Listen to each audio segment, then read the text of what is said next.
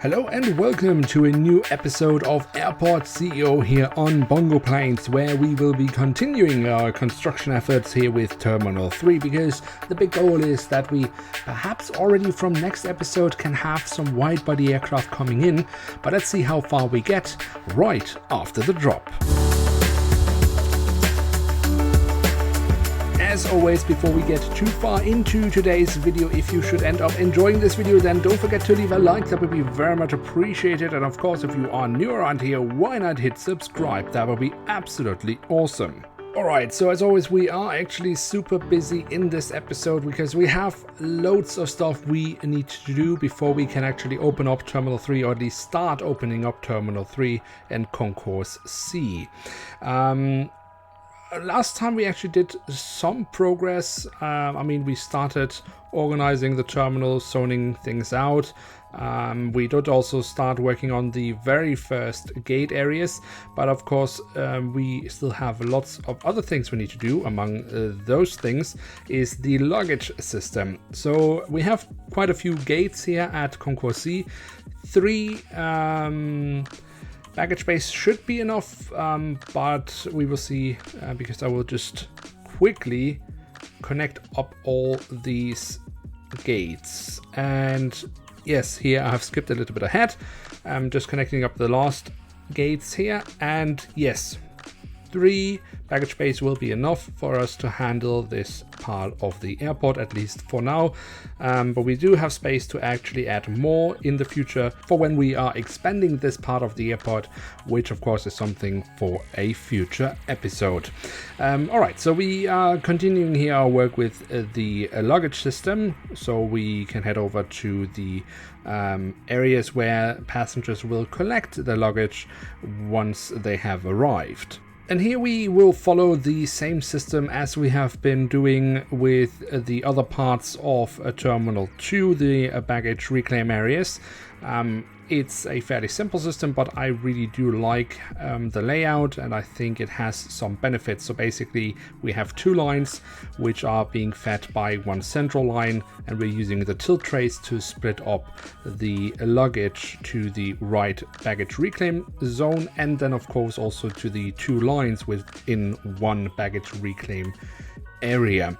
I like the looks that it has, but I think the main benefit of doing it like this is actually that we have 2 lines within a baggage reclaim area, which means we have a larger area as to where the passengers can reclaim their luggage, and we're splitting it up over 2 lines, so we don't have all passengers coming to the same tiny little area, but they're just, splitting up over a larger surface.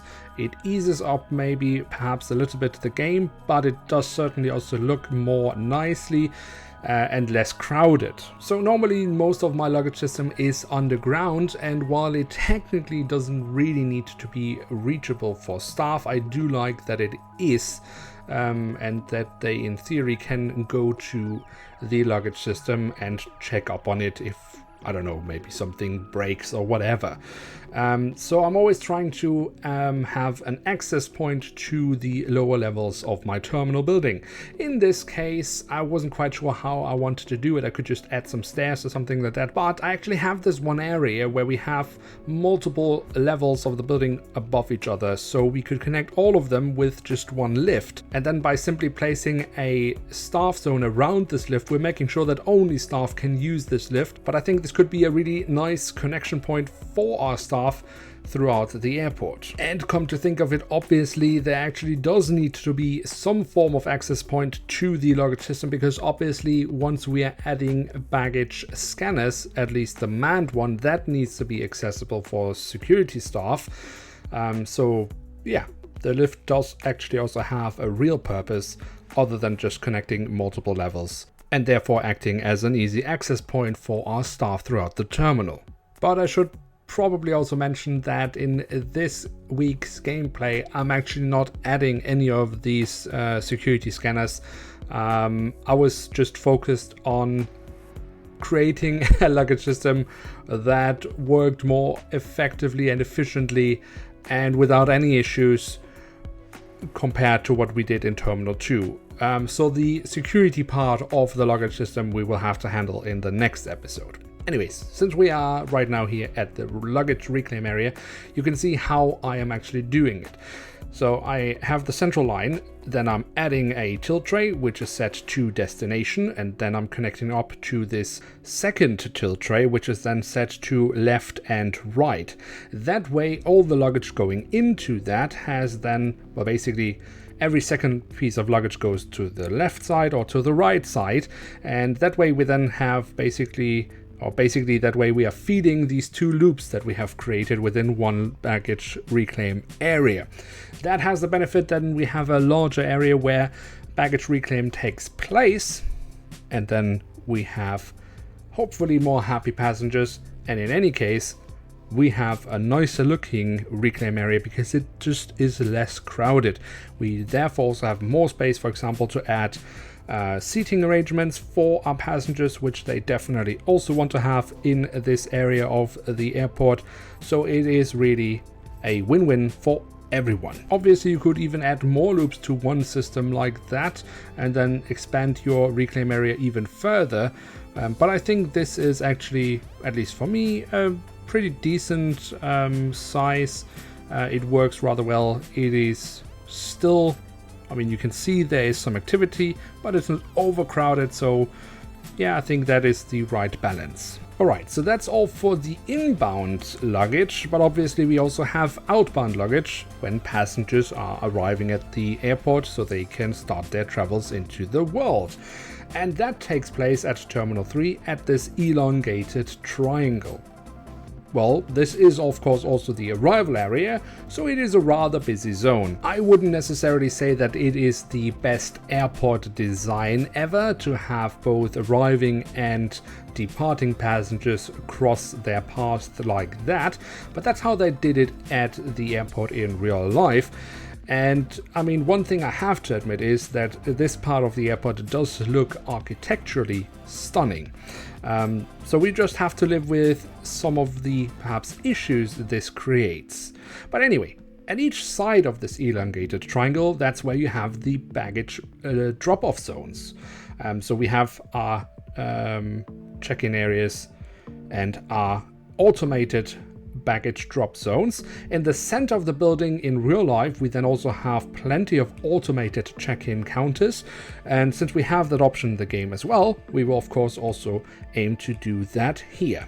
So as always, all these check-in areas or check-in desks and automated baggage drop-off points are feeding into a central line on each side there, which we are then leading underground, where these two lines then will be meeting up. And from there, they will then be going all the way over to where we have our baggage base. And this is then the one thing where I would place the security checks, which I didn't do in this episode, but we will be doing in the next episode.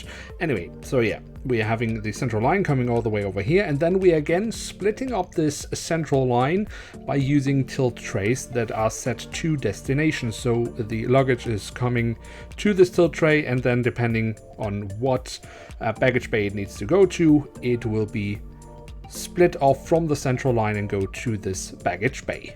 Alright, but there are of course also other things that we actually need to take care of if we want to open up Terminal 3 for some traffic in the next episode. And that's actually the land side. I mean, we have already constructed some part of it in a earlier episode, I think actually one of the first one, if not the first one. But obviously, one, we need to connect it all up, and secondly, I don't think it is enough. We need more parking spaces, more bus stops, and all that stuff, because there will be quite a few passengers arriving here at the terminal, and yeah, simply said, we just don't have enough, even with the stuff we already have over at Terminal 2. So we need to expand that area. Obviously, we need to make sure also that everything can be accessible then afterwards for passengers. In a very early alpha version, passengers could run just along roads, so you didn't really need to take care of anything else. Here, you obviously can't anymore. You need to have these footways or walkways for passengers, so we need to make sure that they They are placed everywhere, and also of course that passengers can cross the roads, so we need to have pedestrian crossings as well, and loads of them, so they can reach all these kind of islands we have in between the roads. Alright, then we do of course have these parking lots, and right now they are all short-term parking, and I think I will leave those as short-term parking, but we also want some long-term parking. But firstly, let's also quickly zone everything in here, so that is part of Terminal 3. So yeah, we should also have some long-term parking lots. Unfortunately, I don't think we have too much space actually for those here at Terminal 3, but I will aim to have quite a few more over at Terminal 2, and hopefully the game will understand that if the parking lots are filled up here at Terminal 3, that they will go other places, but who knows, maybe if I just don't zone them into the terminal areas, they will be accessible or used for passengers regardless of what terminal they are traveling from, but that's an issue for the future. Another task, and that is a huge task that we will have to undertake, and I guess mostly off camera, is just hiring staff, because I mean we are already understaffed with Terminal 2, and if we start up opening Terminal 3, that could turn out disastrous if we're not making sure that we have all the personnel that we need. So yeah, that is quite the job to take care of. Right, but let's quickly head back inside our beloved elongated triangle, because, well, it's still quite bare-boned, to be honest. I mean, we still have loads of things we can and want to do here, but one thing I want to try is to shine up this place, at least just a little bit, because yeah, it's just too empty. One thing that there actually is inside this building in real life are pillars, and yeah, that doesn't sound like much, and especially since we don't really need them in the game. But I decided to add these squares of wall to simulate pillars, just to break up the room a little bit so it doesn't look so empty. Maybe it's a stupid idea, but I thought I would give it a try anyways. And then finally, as I've mentioned quite a few times now in this episode, I of course also want to add some of these automated check-in counters, as they are at the center of the building also in real life, so we're doing the same thing here. But all that is of course only the beginning, because there will still be many other things that we need and want to add to that part of the terminal, but all that over time, obviously. Now, since we have actually already done quite a few things, I think we are coming towards the end of today's episode. So while I'm starting to figure out how I want to create the other boarding areas at Concourse C, I would say it is time to end today's video. Now, if you have enjoyed this video, then don't forget to leave a like, that would be very much appreciated. And of course, if you are new around here, why not hit subscribe? That would be absolutely awesome. With that, I'd like to say thank you so much for watching. Hope to see you soon again. I'm checking out, and bye.